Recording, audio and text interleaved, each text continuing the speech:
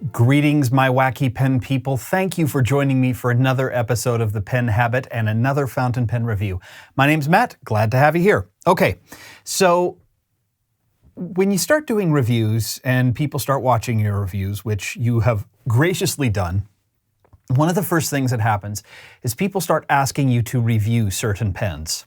Now, I don't know why. I have kind of a natural urge to get defensive when someone says, would you please review fill in the blank? And I have no idea why. There's no rational reason for it other than I'm like, I'm going to review what I want to review and don't you tell me what to do. It's stupid. So I try to listen as much as I can. One that I have always wanted to review, but have never gotten around to it for a variety of reasons, which I'll talk about in a little bit, is also one of the single most requested pens for me to review. I have gotten over the years. People ask for it all the time. That pen is the well-known Pilot Custom Heritage 823. So this pen it's one of Pilot's kind of production line flagship pens. It certainly is here in the United States, where this is one of the higher end pens that is in Pilot's production line that makes it here to the shores of the US. So I finally just recently contacted my good friends at Van Ness Pens and bought one. Paid for it with my own money. It was something I'd been wanting to do for a long time, but had just never gotten around to it because frankly, the look of the pen doesn't excite me that much. But I have heard so many pen reviewers just gush about this pen that I was like, you know what, I need to try it. At the very least, I need to try it. So I bought it, I got it. Y'all. Okay, but we'll get back to that in just a second. Let's go through the design of the pen. So it comes in this box, a little cardboard sleeve, comes then inside with this black box, and if you open it up, you get a use and care guide and another use and care guide and little instruction things about don't remove the nib. So I kind of ignore those warnings anyway. Don't remove the nib. Then you get a little foam thing, and inside you get this little presentation box. Comes with a bottle of Pilot Blue ink, at least mine did, and the pen itself. So here is the pen. So you can see that here. Now I'm going to pull this out of the box and get the box out of the way. We're going to talk through this pen. Now, generally speaking, I have not gotten really into a lot of Japanese pens, at least not production pens. The main reason for that is I just don't find them super exciting. Almost without exception, they write really well. But from a look standpoint, I think a lot of the Japanese market in particular really values that kind of understated, very high quality, but very understated aesthetic. That's not me. I don't think anyone would interact with me on a regular basis and think, Matt's really kind of an understated person. That is an adjective that I don't think has ever been used to describe who I am. Anyway, so that has been one of the reasons why I've never gone about getting this pen. I remember seeing Brian Goulet's videos on it early in my fountain pen days, and I was like fascinated by the vacuum filling system that this pen possesses. But I got a TWSBI VAC 700. I played around with the filling system. I was like, it's okay. I'm not in love with it. And then I never proceeded to get the 823. That was a big mistake on my part. So the 823 is a pretty standard cigar-shaped pen. It's long and just a little bit more slender than a lot of other production line flagship pens. You know, I'm thinking of the Pelican M1000 or the Mont Blanc 149. It's very similar in shape, but a lot more slender and about the same length as well. You'll see that when we get to the comparisons a little later on. So rounded finial, then a gold-colored clip with a little ball here. It says Pilot down the clip. Then a 2-band cap band design. There's 3 stars, custom 823, another 3 stars, Pilot made in Japan along the cap band there. The barrel comes down, kind of again, standard cigar shape, a little gold washer here, and then the vacuum filler knob. Now, this is what is called the amber acrylic version of this pen. There are other versions, but they're not, for some reason that I cannot for the life of me understand. Pilot USA, I'm talking to you. They won't bring them into the USA. The only way you can get them is from Japanese sellers. So there's a clear version, there's a smoked version. The only one that's available here in the US is this amber version. Now, fortunately, I like colors on the brownish side of the scale, and clear demonstrators don't do a lot for me, but I know a lot of people who have just skipped their US retailers entirely and gone straight to Japan because they can't get the color they want here in the US. Pilot, stop it. Bring them in. Bring them in. While you're at it, bring them in with FA nibs. But I doubt they're watching this in any case. So the cap comes off on very just liquid smooth threads, 1.5 turns to take it off. And then you've got a little plastic black section here with a number 15 Pilot nib. Now, Pilot's nib numbering system is completely different than anyone else's numbering system. It's proprietary. So a nib 15 here is not significantly larger than a number 6 size nib, from Yovo or Bach. But it is a nice, good sized nib, kind of understated design on the scroll work, which is nice and clean. It says Pilot 14K 565, number 15, and then M for medium. Now this, as I've mentioned, is a vacuum filling pen. And there aren't a lot of these on the market. The TWSBI VAC 700 is probably the most popular and the most well-known, or the VAC Mini. And the filling system is, if you've got one of those or have used one of those, you basically know the filling system of this pen. From what I understand, they're basically interchangeable parts. You can even use the wrench that comes with your TWSBI to take apart the custom Heritage 823. I've never done it, but I understand that is the case. So this pen is almost out of ink, and I've had people complain that when I get pens with unusual filling systems, I don't show how they're inked up. So I'm going to show you how it's inked up. Let me go ahead and just start this other camera here so you can see it. And so here's my bottle of Pilot Iroshizuku Yamaguri, which is the pen I have this, or the ink I have this pen inked with. So the way it works is you unscrew the piston knob back here, you pull the piston all the way back, you insert the nib in the ink, I don't know how well you'll be able to see this, and you press down. And in so doing, you get a really, really good fill. And I don't know how well this is going to show up on this, in this video with this lighting, but it's a really, really nice. Oh, and I probably should have cleaned off the nib. Let me do that. Now I got ink all over my fingers, because that's what we do here. All right, so that is the filling system. And it's really, this pen does a better job than any of the other vacuum fillers I've ever used at getting a mostly full fill with a single stroke. Sometimes you have to put the nib tip up and push some of the air out and, then put it back in the ink and finish the depression and to get a full fill. I really haven't had that problem with this pen. I get maybe 3/4, even a little bit more of a fill with a single stroke. And this pen holds a lot of ink in the barrel. Another quick thing about the design of this pen is, like the TWSBI VAC 700, there is a little rubber stopper down at the end of the piston, which, when this knob is closed, basically turns this into a double reservoir pen. So you've got one reservoir where there is ink in the feed channel already, and then the other reservoir back here. So if you're the kind of person who flies or travels a lot, this is a feature that some people find really helpful, because you can have this pen kind of locked down and the ink is not going to leak out.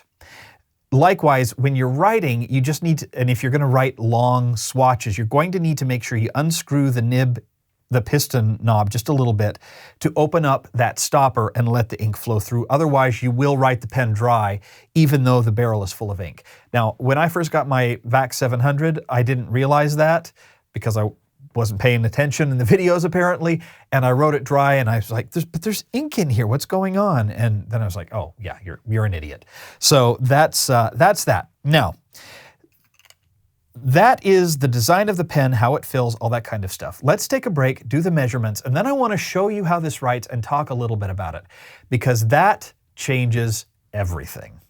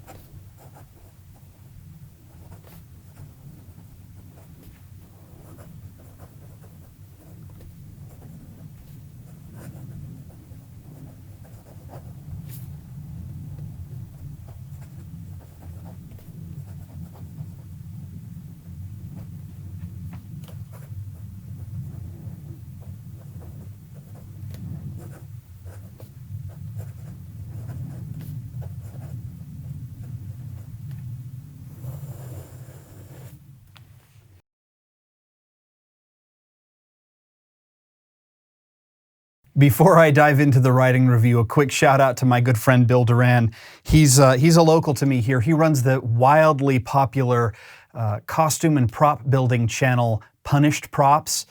We worked together at Microsoft years ago. He quit his job and to become a full-time prop and costume maker and YouTuber and author, and so we get together every now and again and have lunch. So I didn't realize that he had left that quote for me until I was looking for the quote for the review. So if you're watching, hi Bill and Britt.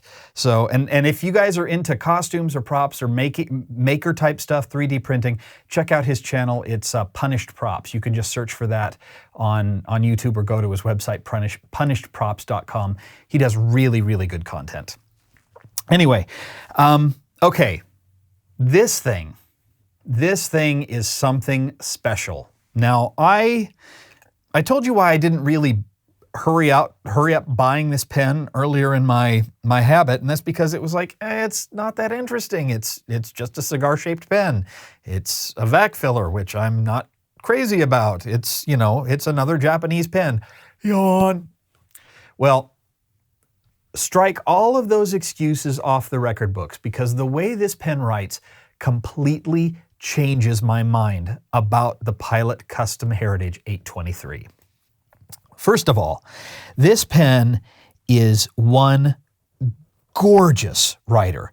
The nib is basically as close to perfect as any nib I have ever had. This is the medium, which is basically like a Western fine. It has just the barest whisper of feedback to it. I'd say like a 1.5 to 2. It is perfectly adjusted, perfectly ground. It has a little bit of give to it. It's got a little bit of bounce and nice cushioning. And so if you're the kind of person who has a little bit of pressure, like I tend to sometimes on my pens, this is going to be just an absolute delight to write with. The other thing that's nice about this is you get the length of a good pen with and a nice long nib, but you get it with a slightly narrower grip. So if you're the kind of person who likes an 11 millimeter grip rather than like a 13 millimeter grip, this is a pen that is going to be right up your alley. It really caters to people who like a more standard grip on their pens as opposed to an oversized grip, which is not something you find on pens in this price range a whole lot. The ink flow is just 100% perfectly consistent. I haven't had problem number one with any of the problems you sometimes find on fountain pens. You can even see here, I mean, look at how nice and wet this is for a medium nib, a Japanese medium nib. This is a nice, juicy, wet nib, and it is just absolutely beautiful to work with. I've talked a lot about the whole butter on hot glass style of smooth writing, and I still love that kind of smooth writing, but when I'm sitting down to write on a day-to-day basis, when I'm looking for a workhorse pen, I generally tend to want a pen with just a whisper more feedback than that. That requires a little bit more conscious effort. This pen just barely kisses the paper in such a way, and I'm getting a little flowery here, I know that, but it just kisses the paper in such a way that you know you're writing, but it's still just the most glorious, pleasant experience. And I had that on all of the papers I used. It wasn't just Rhodia or Tomoe River. It was also my Staples paper. It was my wheat straw paper. This is a pen that just likes to write well.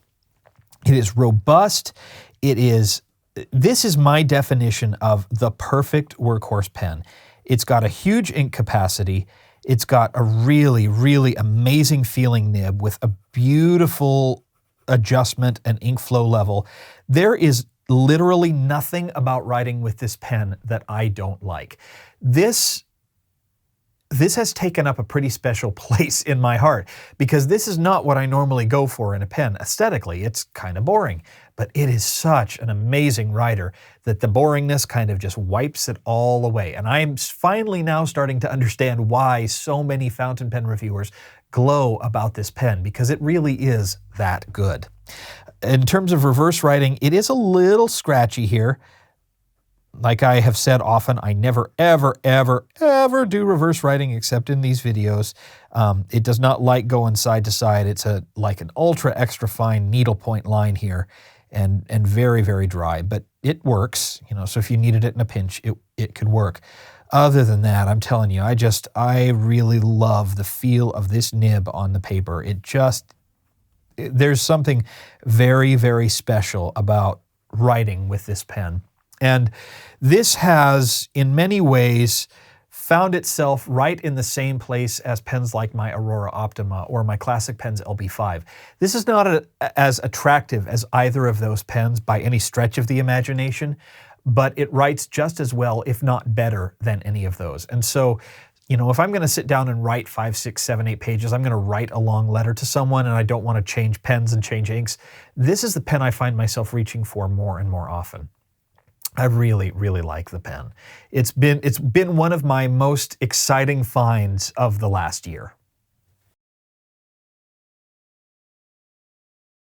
So pricing on the Pilot Heritage or Pilot Custom 823 is a little tricky.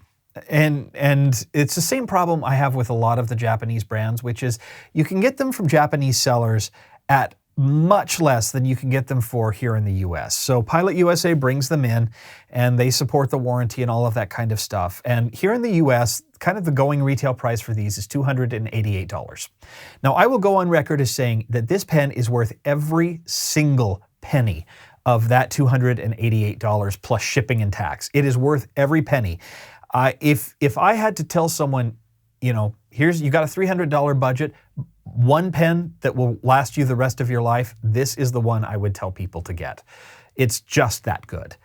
Now, you can get it for cheaper, especially if you go to eBay and get it directly from a Japanese seller or Japanese sellers directly. I've talked about this before. I'm not a big fan of doing that for a couple reasons. One, there are some potential risks of doing that, and having to rely on eBay or Amazon's buyer protection can be a little tricky. You may have to pay for your own shipping. It could take weeks and weeks and weeks to get replacements. So that's something to be aware of. If you have to do it, you have to do it. And especially if you want some of the colors that aren't available here in the US, you don't really have a choice. If you can, though, I would highly recommend, if you're here in the US, that you support your US retailers, help keep them in business, help keep them going, and buy from them, even though it is a little bit more expensive. That really does help keep the industry thriving and alive here in the US. So that's my little screed on supporting your local retailers where you can. And aside from that, I love this pen. I hope I've been clear about that throughout the video. I love this pen. It is one of my new favorites. I'm sure it will make an appearance in my top 10. It's a wonderful, wonderful pen. So that should do it for this review. Thank you so much for watching. If you have questions or comments, as always, you can leave them in the comment section here on YouTube, or you can, in the description of the video, you can find the link over to the written review and all of the photos over on penhabit.com. So thank you so much for watching again, and we will see you here next time on The Pen Habit. Bye.